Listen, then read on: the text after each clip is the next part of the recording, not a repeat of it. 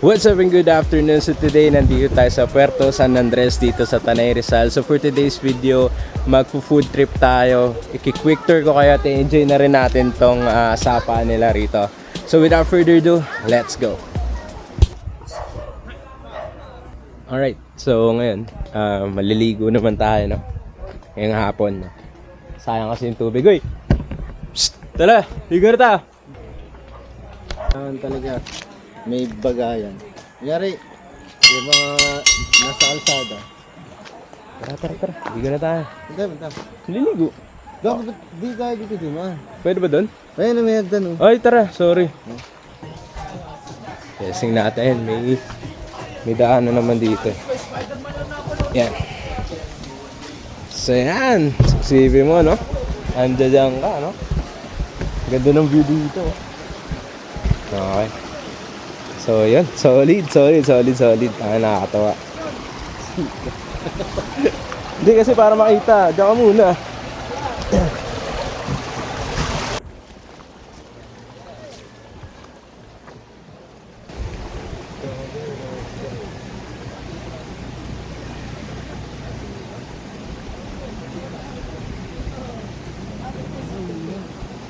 Madaliyaw ng tubig.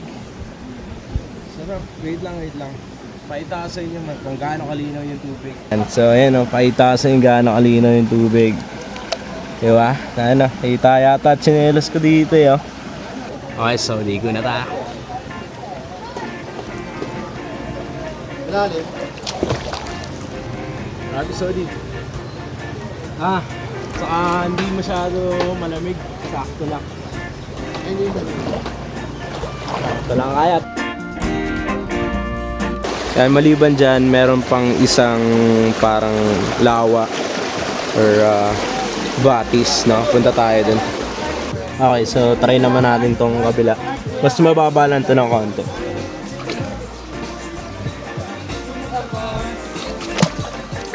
Grabing sarap dito. Ang linaw ng tubig, tapos kalmado lang. Hindi ako kaya. Sarap. Solid. May view mo. Ayun. Bundok tapos ito yung campsite, no. Kung pupunta kayo dito, pwedeng kotse. Siguro mga 2 kotse tansya lang Dalawang kotse tapos ayun, ang daming motor kasi puro motor yung nakaano ngayon. Tapos yung kubo namin na yun, may mga iba pang kubo. Meron din, pwede ka rin mag tent pitching sa taas. Most likely dalawang tent lang yung kaya. Tapos pwede rin sa baba kaso parang parkingan na yung nagiging tema sa baba, no. Yun, bukas ko na kay quick tour kasi yun, in-enjoy lang namin, kakarating lang din namin ngayon. So bukas quick tour ko kayo at maya mag-prepare din kami ng pagkain namin. Yun lang. Balikan ko kayo maya, ano. Yun.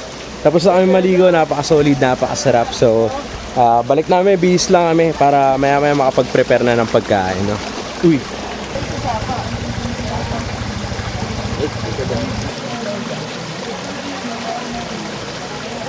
Balik namin sa kubo, no? So medyo maliit lang kasi yung binigay na kubo sa amin, no? Small kubo lang, pero ayan, pasensyahan nyo na, ganito lang yung kubo namin, maliit lang, solid dito, no? So bukas quick tour ko kayo, pero ngayon ano lang tayo, food trip lang tayo, tamang chill lang. So ngayon dito na kami, may merienda lang kami. At ayun, sisimulan na namin.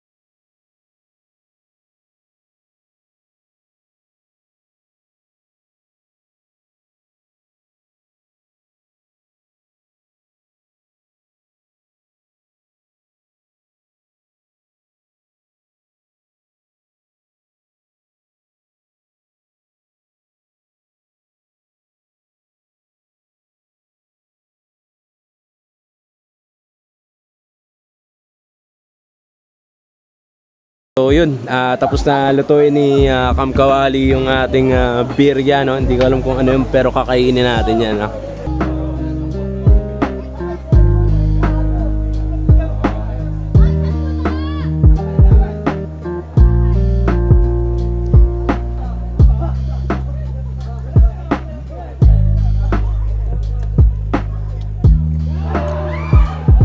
Gago, sorry.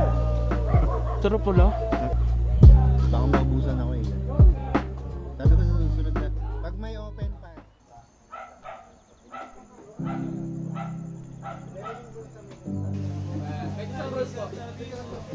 So good evening. So today nandito na kami sa balkonahe. Napaka-solid. Time check ba? 6:27. Tapos yun, may mga unan pa, no?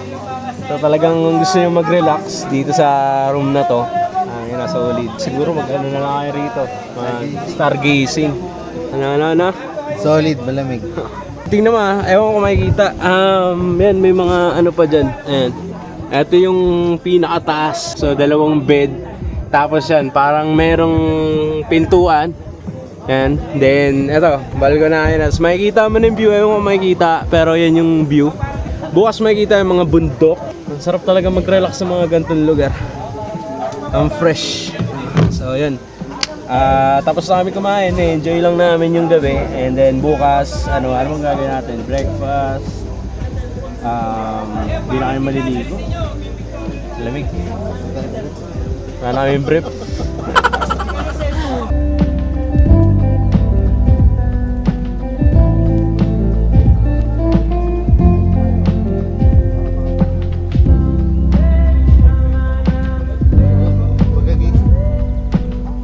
Yun, so good evening.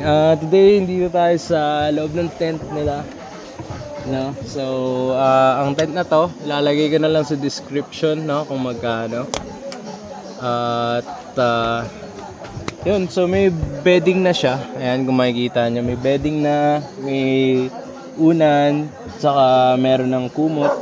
And then, spacious naman siya, no? So, sarap matulog. Das, yung ang lamig. Ang ganda rin ng tent na to, no? Kasi medyo, kahit tumayo kami, headspace ka pa. Hindi kasi kami dito matutulog, pero yun, kung magte-tent pitching kayo, pwede rin dito. At saka, pwede rin kayo mag-food trip dito, no? And then, yun, chill lang kayo, tsaka ang sarap ng hangin dito. So, yun. Meron ding, ang tawag dito, telescope ba to? So, kung magka-camping kayo or magte-tent kayo, so pwede rin dito. So, ayan.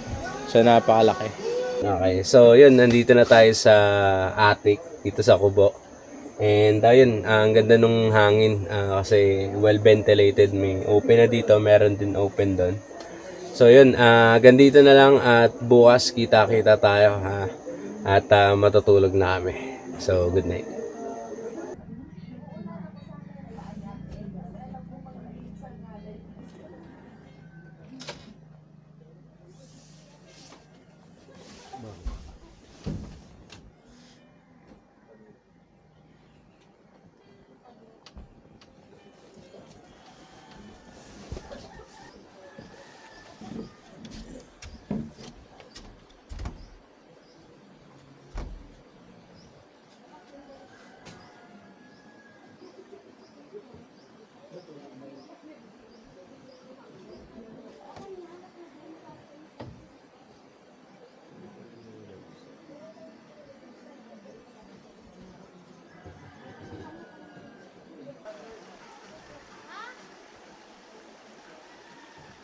Alright, good morning. So, second day namin at sobrang sarap ng tulog namin. Magkakape na kami at hindi ako lang pala nagkakape rito. Ayan, then maya ikot tayo. San, may tinapay rito, San. Bili na lang ako. Sige. Yan, so may tinapay rito. Kaya pabili kami tinapay. Sige, parang narinig yun.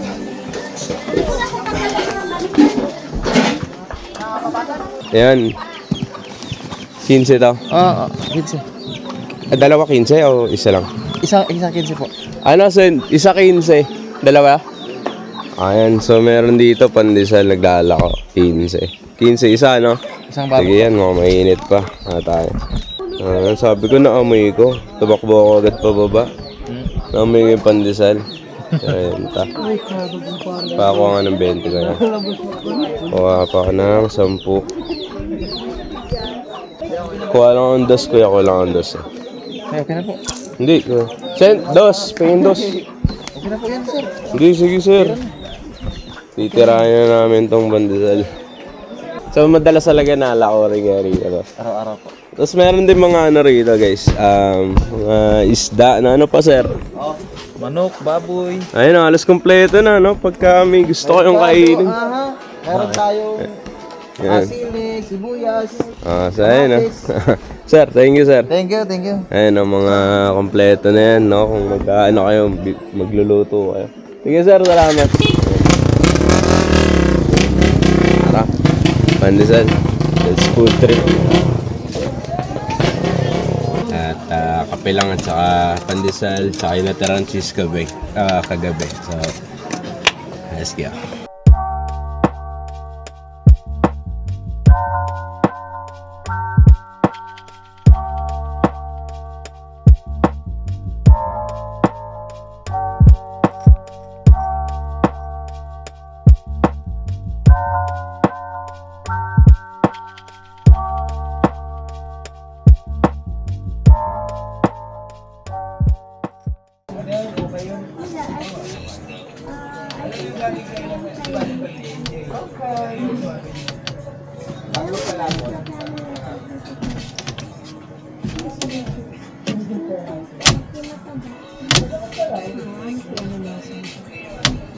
Hey, kuya. Dito yan. Toto. Kuya, puta, do the honor, ah. Parang ano yung sa Korea. Okay, so kung pupunta rin kayo dito, malapit lang yung Sangab Cave. Ayan, so ako nakikita sa background. So, kung interest kayo maligo with the family, so malapit lang siya. Siguro mga 2 minutes, 3 minutes walk lang. So, andito ka na sa Sangab Cave. Okay, so ngayon mag-quick tour na tayo. Tapos, pupunta na kami dito sa site. Simulan natin sa entrance, ha. Ang gagawin naman natin ay mag-quick tour tayo. No? So, ang usually na ginagawa natin dito sa channel na to is nagka-camping tayo, food trip, travel.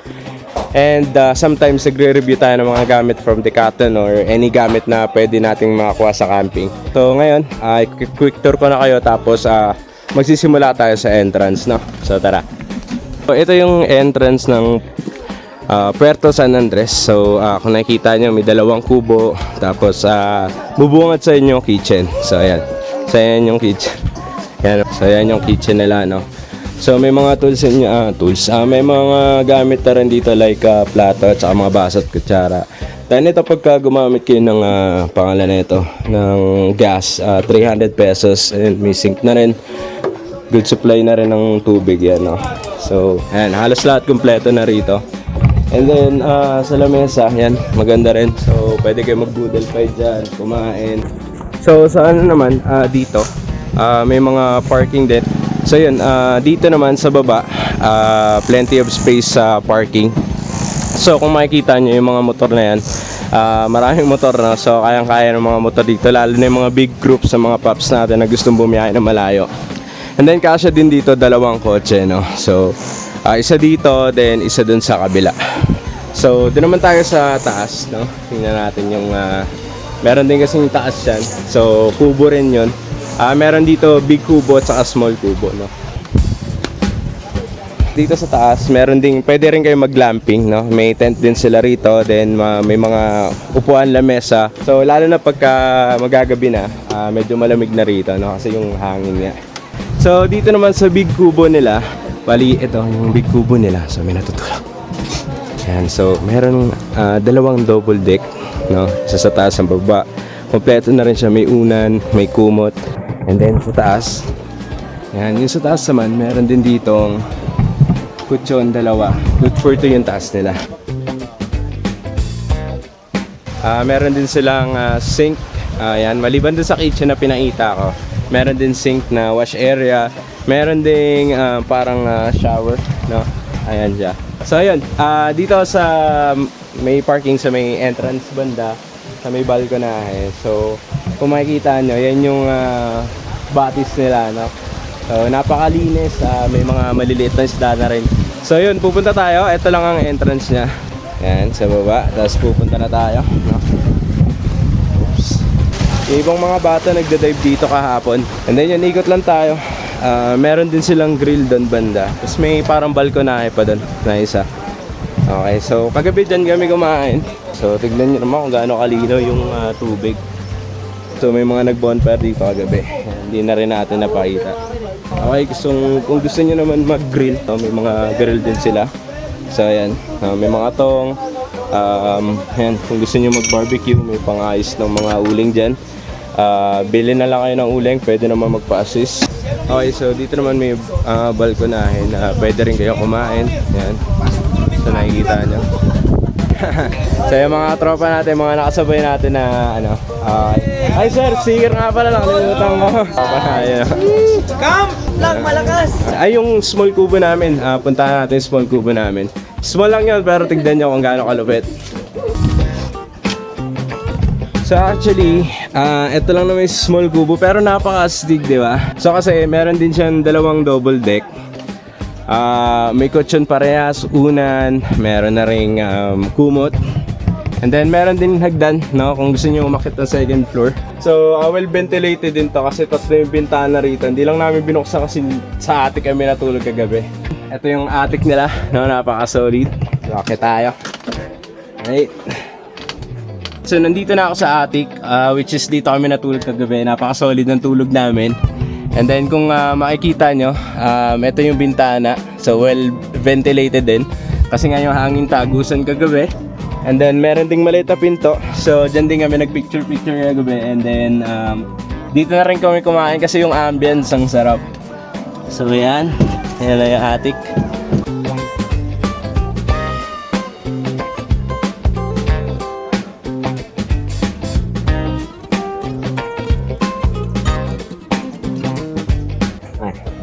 Okay, so dito naman tayo sa CR nila, no? May bidet, meron na rin boat, syempre. Tabo, at saka may shower na rin. So napakalinis ng CR nila, saka maganda. So, dalawa yung CR nila rito. So isa dito, at saka isa dyan.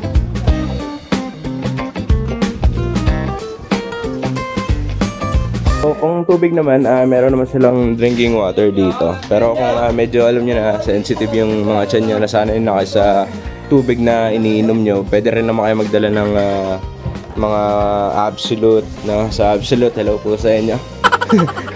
So ayan, pwede rin kayo magdala ng Absolute ng mga mineral water, no? So yun, pero kung tubig lang, hindi naman kayo maato sa tubig at saka wala naman kayong iniindang side pag ibang tubig iniinom nyo, so dito na lang kayong minom.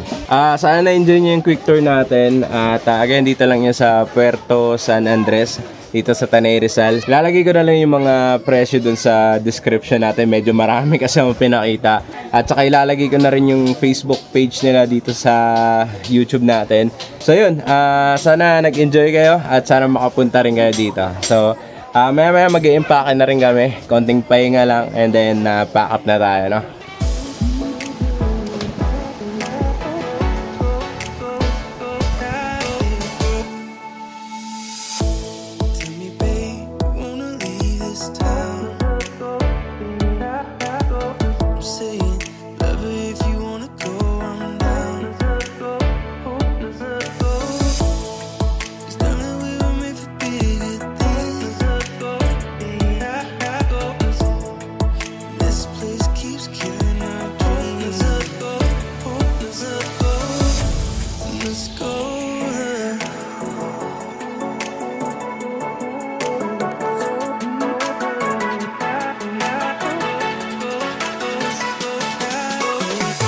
Okay, so ma'am, baka gusto niyo sila imbitahan dito sa sa Tanay.